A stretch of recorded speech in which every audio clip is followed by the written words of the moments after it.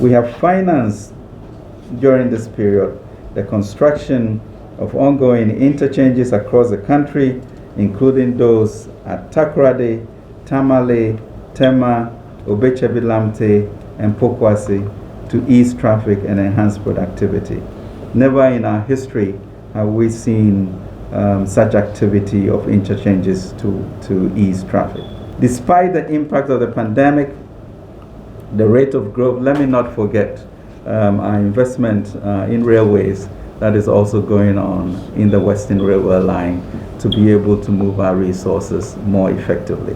We've come up maybe with a figure north of $10 billion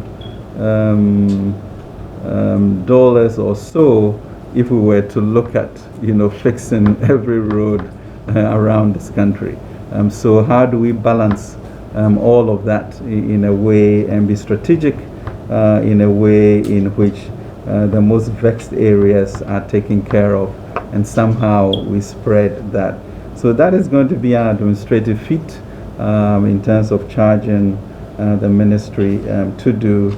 But I think we have spent a lot more than most administrations have done on the road issue.